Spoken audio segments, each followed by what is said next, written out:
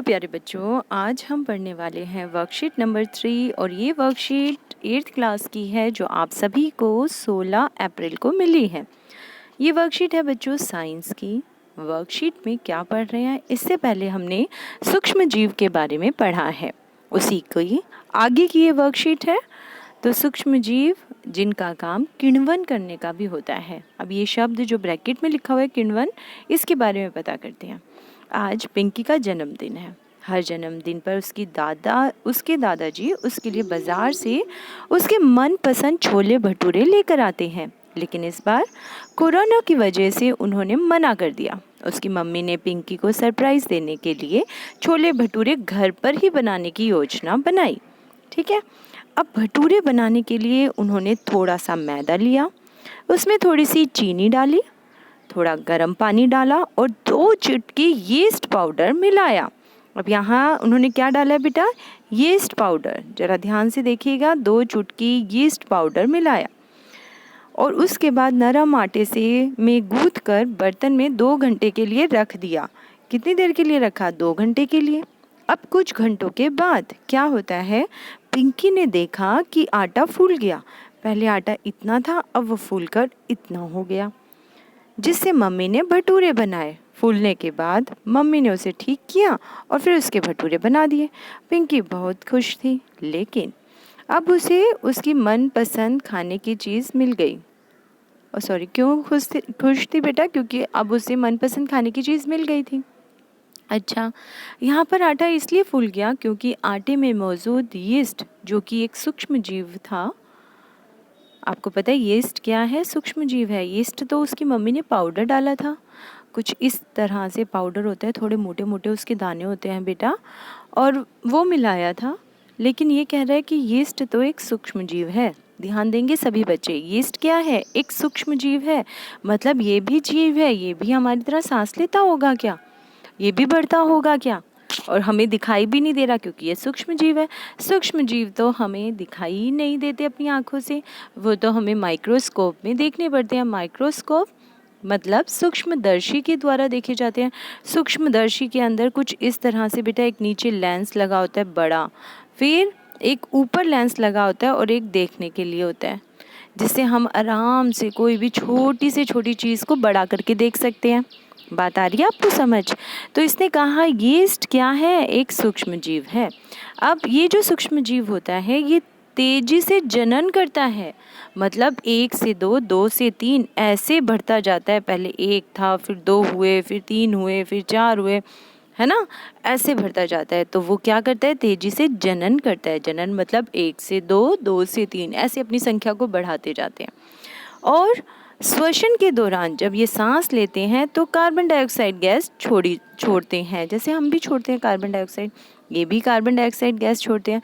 इस carbon dioxide के कारण ही जो ये गैस छोड़ी जाती है, गैस से बुलबुलों, गैस के जो बुलबुले निकलते हैं ना, उसी से वो बुलबुले आटे में फंस जाते हैं। जो आटा था, जैसे ये देखो छोटा था, अब वो बड़ा हो गया। ऐसा क्यों हुआ कि इसके छोटे छोटे कण होते हैं आटे के, उसके अंदर ये गैस के बुलबुले फंस जाते हैं। कौन सी गैस है इसमें, कार्बन डाइऑक्साइड गैस। बात आ रही है सबको समझ?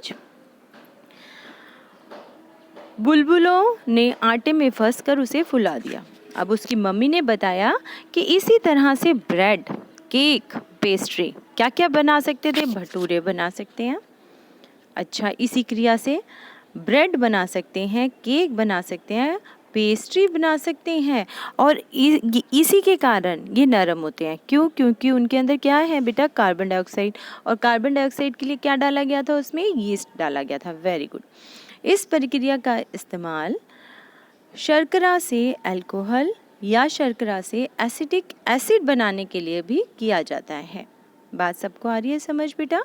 इसी प्रक्रिया का प्रयोग करके चीनी से अल्कोहल, शर्करा से अल्कोहल, या उससे ही एसिटिक एसिड, ठीक है, मतलब या तो अंगूर से बना लिया जाए, जैसे है ना सिरका जैसे बनता है। एसिटिक एसिड मतलब सिरका होता है बेटा, आम भाषा में आपको पता है ये सिरका है। तो सिरका बनाने के लिए भी इसी प्रक्रिया का यूज़ होता है। अब इस प्रक्रिया का नाम क्या होता है, इसे कहते हैं किण्वन। क्या कहते हैं, किण्वन, और इंग्लिश में कहते हैं फर्मेंटेशन। राइट। तो इसका मतलब चीनी के अल्कोहल में परिवर्तन होने की प्रक्रिया को किण्वन या फर्मेंटेशन कहते हैं। इसकी खोज किसने की थी? इसकी खोज सबसे पहले लुई पाश्चर ने 1857 में की थी। क्या नाम है उस व्यक्ति का? Louis Pasteur. सबको दिखाई दे रहा है? Louis Pasteur. और कब की? 1857।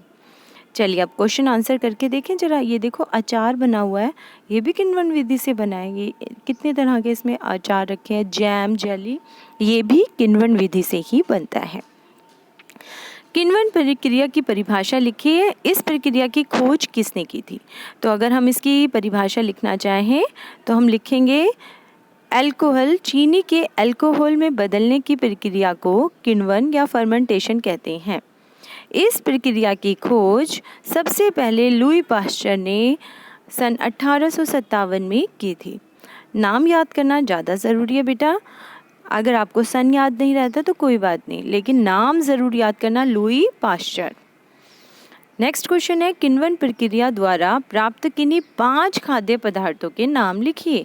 अब देखो जो आप लिखना चाहो वो लिख सकते हो। आप इसके अंदर ब्रेड लिख सकते हो, केक लिख सकते हो, पेस्ट्री लिख सकते हो, अल्कोहल लिख सकते हो, एसिटिक एसिड लिख सकते हो, और भटूरे लिख सकते थे ना। और क्या लिख सकते हैं बेटा? अचार लिख सकते हैं, और भटूरे लिख देना, अचार लिख देना, जेली लिख सकते हो, जैम लिख सकते हो। ठीक है, ये आपके ऊपर है क्या लिखोगे आप। नेक्स्ट क्वेश्चन देखते हैं बेटा, कौन सा सूक्ष्मजीव किण्वन प्रक्रिया में सहायक है? तो अभी मैंने क्या बताया था आपका, उसकी मम्मी ने क्या मिलाया था? उसकी मम्मी ने मिलाया था यीस्ट। तो यीस्ट जो है वो किण्वन प्रक्रिया में लाभदायक है। अगला क्वेश्चन है, अपने मनपसंद किसी 2 खाने की वस्तुओं के नाम लिखिए जो किण्वन प्रक्रिया द्वारा तैयार होती हो। तो आपको जो पसंद है वो लिख देना। जैसे ब्रेड तो ज़्यादातर सबको ही पसंद होती है, जैम भी सबको पसंद होती है जनरली। आपका जो मन है वो लिख के आ सकते हो। इतने सारे नाम बताए ना मैंने, उनमें से कोई भी 2 लिखिए। ऊपर दी गई गतिविधि में आटा क्यों फूल गया था? कारण बताइए। तो कारण था उसके फूलने का कार्बन डाइऑक्साइड गैस। और ये कार्बन डाइऑक्साइड गैस आई कहाँ से थी बेटा? ये आई थी यीस्ट के सांस लेने से।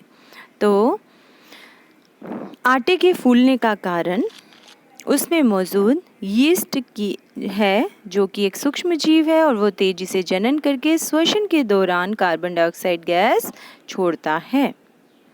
गैस के बुलबुलों ने आटे में फंसकर उसे फुला दिया। ठीक है, आटे में मौजूद यीस्ट जो कि एक सूक्ष्म जीव है, उसने तेजी से जनन करके श्वसन के दौरान कार्बन डाइऑक्साइड गैस छोड़ी, और गैस के बुलबुलों ने आटे में फंसकर उसे फुला दिया। तो वर्कशीट तो बहुत अच्छी थी और बहुत आसान थी। आप लोग सब बच्चे कर रहे हैं ना? जब ये चैप्टर पूरा हो जाएगा ना, मैं आपका एक छोटा सा टेस्ट लूँगी। ठीक है, तो सभी बच्चे टेस्ट के लिए प्रिपेयर रहना। रोज़ जो भी आपकी वर्कशीट आती है उसे अच्छे से देखो, जिस भी सब्जेक्ट की आती है। ठीक है, बहुत आसान है। काम साथ के साथ करोगे आप लोग, कॉपी में क्वेश्चन भी लिखोगे और आंसर भी लिखोगे। थैंक यू बच्चों, थैंक यू फॉर वॉचिंग।